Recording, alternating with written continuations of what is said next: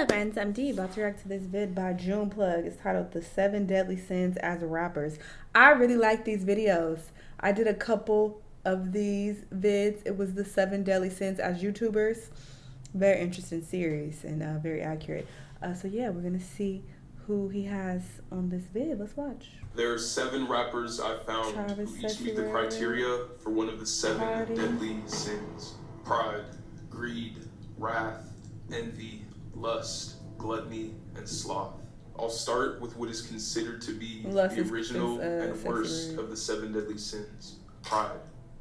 Pride is defined as believing that one is essentially better than others, failing to acknowledge the accomplishments of others, and excessive admiration of the personal self. The rapper who best matches this description of pride is Drake. Drake is no doubt one of, if not the, most accomplished rapper of all time. But the thing is, he doesn't shy away from boasting about his accomplishments. A lot of his song lyrics show this off, constantly putting himself on a pedestal. Another example of Drake's pride is him hiding the fact that he had a child with an ex-adult film star, likely due to how it would make him look to the public. In May 2017, TMZ reported that ex-adult film star Sophie Brousseau claimed she was pregnant with Drake's baby and that they weren't on good terms. She claimed to have messages with Drake supporting the claim that he got her pregnant, and in those alleged messages, Drake asked for an abortion and claimed that she only wanted the child. Wait, I was on abortion. I came on really simple, indulge, sorry, indulge me, fuck you. What? You do know what you're doing, you think. So she could get his money. Drake's team discredited Sophie's claims, suggesting that she was using the situation as a way of getting into the United States. It wasn't until Pusha T's May 2018 diss track on Drake that his hidden son would finally be revealed to the world, against his own free will. Drake has also shown the world that he's not receptive to criticism, which is another sign of his pride. In September 2022, Drake privately sent harsh messages to YouTuber Anthony Fantano, seemingly due to the low ratings he had been giving his recent albums. Fantano made light of the situation by not sharing the messages publicly, but by telling people that Drake kindly DM'd him a vegan cookie recipe.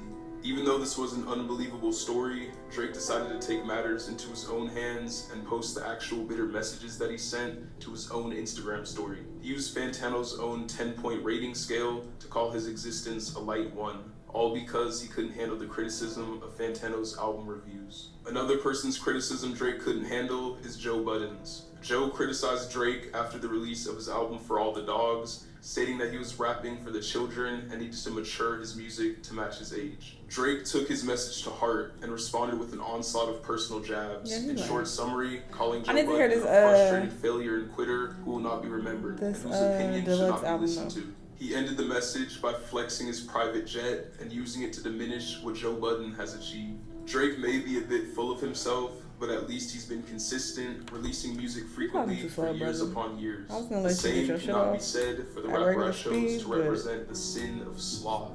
Sloth is the most difficult sin to define and credit as a sin, since it refers to an assortment of ideas. But the most common definition given to sloth is reluctance to work or make an effort, also known as laziness. A rapper who's known for fitting this description is Playboi Carti. Carti began his music career in 2011 and started attracting attention in 2015 with his singles Broke Boy and Fetty. Since then, Carti's dropped a whopping 3 projects in an 8-year time frame. Sure, there are other rappers who take long breaks in between projects, but they usually meet at least one of these 2 justifications. 1, being older in their late 30s or 40s, or 2, still consistently dropping singles and features while they work on their own project. Carti cannot use either of these excuses. Since 2017, Carti has released 1 single that wasn't for an album. Before his 2 big 2023 features with Travis Scott and The Weeknd, Carti had 0 features done for all of 2022, and only 7 total from the 2 years before that. It's not only his music releases where Carti is sparse, as he also rarely posts anything online to social media. Despite his lack of consistency, Carti has only grown more and more successful over the years, to the point now where he's one of the biggest names in rap. The next rapper I chose cannot relate to this, but wants to be just like Carti, and that's why his sin is envy.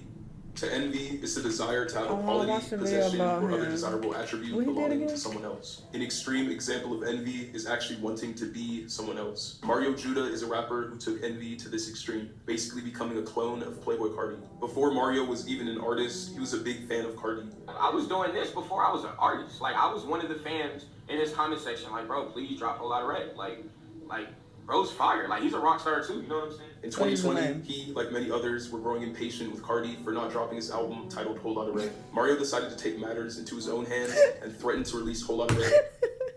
I was about to make a bad joke, but I'm not. Before Carti, if he didn't drop it before December 6th, 2020. Once that day came around and Carti hadn't dropped, Mario Judah released a single titled Big Y'all, where he did his best Carti impersonation, mimicking his typical baby voice cadence and flows. I saw addicted to drugs, I saw addicted to drugs, I saw addicted to drugs. After the release of this song, Mario Judah announced that it was only track 2 of his own entire Whole Lotta Red project that was on the way. On December 8th, 2020, Mario Judah once again threatened Carti, this time saying that he would drop his own version of Whole Lotta Red if Carti didn't drop his album by December 11th. I'm gonna do what I can to try and get him to drop it. If I try to alert him and threaten him with a song, maybe he'll hurry up and drop it. Apparently it's not working, he's not dropping it, and all the fans are upset.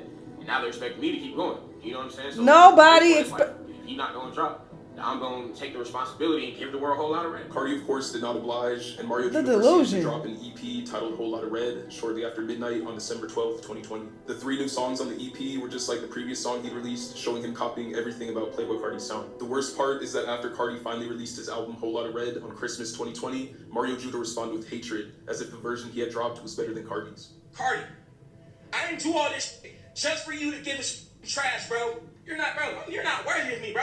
The Carti imitation songs Mario Judah made were extremely successful, all being his most viewed tracks, but it ruined his reputation as an artist, trying to capitalize off of someone else's style. It did greatly boost his following and notoriety, so I think it's safe to say he overall gained from this situation. Someone else who gained from a situation is the rapper I selected to represent the sin Gluttony. Gluttony is the overindulgence and overconsumption of anything to the point of waste. The rapper Lucki, unfortunately, meets the criteria for gluttony. We get out, we get back.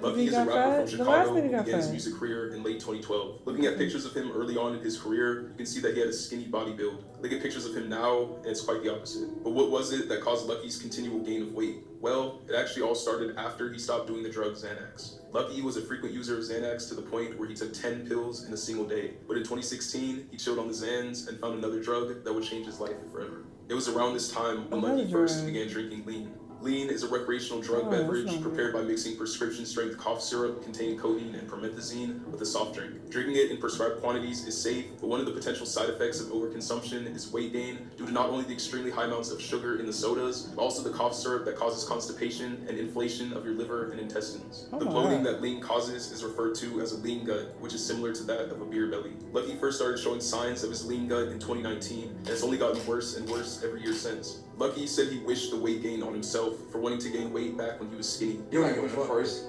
or only niggas who embrace gaining weight. It's really like a little karma thing. Not karma, but I wish this on myself because I used to want to be like Sosa and Gucci Man. And I was skinny as hell trying to get a little pudge. Then I got it, but I stopped caring about having it. You feel me? I wish this on myself. Stop growing. Now his lean addiction is so bad that he doesn't even like thinking about how much it's cost him. How much you think you spent on it? I'm not like thinking about that. Yeah. What's the most you paid for a pipe? I won't say if you hide. The root of his addiction actually stemmed from his listening of Lil Wayne, a rapper who frequently glorifies lean in his music. I always wanted to drink lean though because of Lil Wayne though. I was a real impressionable kid, you know? I was like super impressionable. So I always wanted to drink lean. Then when I started getting older, it just fit. Now Lucki himself is the one frequently glorifying lean in his music, potentially negatively influencing other listeners. Another person negatively influencing their listeners is the rapper I have representing the sin of lust. Lust is defined as intense or unrestrained sexual craving. I couldn't think of a better fit for this description than the rapper Sexyy Red. Sexyy Red is a recent success story in the rap scene, blowing up from her rather unholy lyrics. My pussy pink, my booty hole brown. Wikipedia's description of Sexyy Red says, her public image, lyrics, and media presence have been described as brazenly sexual and boisterous. She herself describes her music as bad and ratchet. Her stage name, Sexyy Red, was adapted from her nickname Red because of her red-dyed hair, and then her aim for sex appeal since embarking on a music career. Listening to her songs makes this clear, as just about every single one is full of lyrics about or completely based around the theme of sex. The same can be said for her music videos and live performances as well, which basically center around her showing her body off and shaking her rear end. Her lustful activities expand beyond the public eye, as she's had multiple intimate videos of herself with men leak online. Sexyy Red's reputation is not the best, as many call her a bad influence, but what she's doing is causing her career to take off and making her a lot of money in the process. Someone who knows a lot about money is the rapper I selected for the sin of greed. Greed is the excessive desire for material possessions and wealth. I decided to go with Travis Scott for this sin because he's infamous for taking countless high-paying endorsement deals. In 2011, before Travis had any buzz in the rap scene, he made one of his earliest greedy decisions. He dropped out of college without telling his parents, but his parents were sending him money to help with his college expenses. They were sending him money for food, rent, and school necessities every 2 weeks. Travis used this money on flights, studio sessions, gas, clothes, and anything to continue his rapper lifestyle. It wasn't until his family came to visit him at his college that he would get caught, as they saw that he wasn't there anymore. After his parents found out that he'd been using the money they were giving him for non-school related purposes, they stopped talking to each other for a while. Yeah, how'd that conversation go? Like, once you found out that you were taking her money and spending it on all this other stuff? Man, she was just like, what the you crazy wasting my money. It's crazy, just like going ballistic, man. Like, she didn't talk to me for like a good 3 months. Travis actually justified his actions, saying that it led him to the success that he has now. To me, I felt like it was right, just because like I knew what I was doing. Her goddamn money back. I was buying drugs. I was going out like harming myself and going out spending it on like stupid stuff. I was spending it on like things that was gonna get me to like the level of just where I'm at now. One day in 2012, after returning from work on Kanye West's Cruel Summer album, Travis forgot everything in his hotel, including his luggage and his MacBook. Instead of going out and purchasing a new computer, he decided to leech off his friend Tony and use his constantly until he proclaimed it as his own. One day in mid-2013, Tony went to grab his MacBook and Travis didn't allow him. He snagged the computer out of Tony's hands and a fight almost broke out. Travis then left with the MacBook in his hands and Tony flew home to Houston. He says that they haven't talked since. In June of 2013, Travis signed his first ever endorsement deal with Reebok, and since then has collaborated with Nike, Dior, McDonald's, Fortnite, Netflix, A24, Anheuser-Busch, Reese's Puffs, PlayStation, NBA 2K, Hot Wheels, Connected Cannabis, Bin Shrill, Barretto, and Helmet Weight. In 2019, Travis performed for the Super Bowl 53 halftime show, even though several other musicians turned down offers due to their support for Colin Kaepernick after his national anthem protests against police brutality. Travis was criticized for accepting the invitation, but the exposure he gained caused his performance fee to double from $500,000 to $1 million after the event took place. Travis's continual pursuit of wealth is why he's currently worth an estimated $90 million, which is about $90 million more than the rapper have representing the sin, wrath. Wrath, also known as rage, is described as inordinate and uncontrolled feelings of hatred and anger. No rapper fits this description better than SpaceGhostPurrp. SpaceGhostPurrp is a rapper who's notorious for his controversial public persona and the many different beefs he's been a part of. Early on in his rap career, in 2008, Purrp formed a hip-hop collective called Raider Clan. The collective had a rotating door of members as so many rappers came and left over arguments with Purrp about creative control and personal issues. As Purrp rose to prominence, his conflicts grew and got well documented, the most famous being a dragged-out rivalry with A$AP Rocky. In late 2011, A$AP Yams discovered SpaceGhostPurrp and his music through Tumblr. Purrp began producing for A$AP Rocky, who was a big fan of his music. Purrp and A$AP Mob were on good terms until a string of arguments led to Twitter feuds and physical altercations. In November 2012, SpaceGhostPurrp and affiliates of Raider Clan attacked members of A$AP Mob outside Miami. This led to A$AP Nast calling the police and SpaceGhostPurrp getting arrested. In March 2013, SpaceGhostPurrp and affiliates again attacked A$AP Mob in their home city of New York. The feud began to die down after this in terms of aggression and returned to social media beef. In January 2016, Purrp made a series of disrespectful tweets about A$AP Yams, who died from a drug overdose in 2015. This caused a whole new beef with his former Raider Clan member Denzel Curry, along with rapper XXXTentacion. Their beef was basically a string of heated diss tracks that eventually led to X getting a Purrp tattoo on his wrist. Over the years, as Purrp has fallen from fame, he's often channeled his anger on Twitter, where he's frequently gotten suspended for homophobic, racist, and misogynistic tweets. Purrp has claimed he should be taken at his word, stating the complex, "If I'm mad on Twitter, bitch, I'm mad for real. Mad is mad. It ain't cyber mad. When I'm mad, I'm mad. On Twitter, off Twitter." Purrp was arrested multiple other times, like for assault with a deadly weapon and for assault of a woman in North Carolina. The karma for all his wrath seems to have caught up with him, as he reportedly went broke and was even homeless. But I don't think you can say that he didn't deserve it. Some got my name on his stomach, and I don't know, it's weird. He mailed me his laptop. He wanted me to mix his album or whatever. I don't know. He wanted me to sign his laptop or something like that. This is his laptop right here. So we just gonna do this, all right? This is what we gonna do. All right? I'm breaking this shit too because your music is so trash. What you thought I was gonna mail it back to you? That's what you thought? But guess what? You're not getting that. Okay. I would say these sins definitely fit most of these rappers for sure. I mean, some of them I don't know what this last dude especially.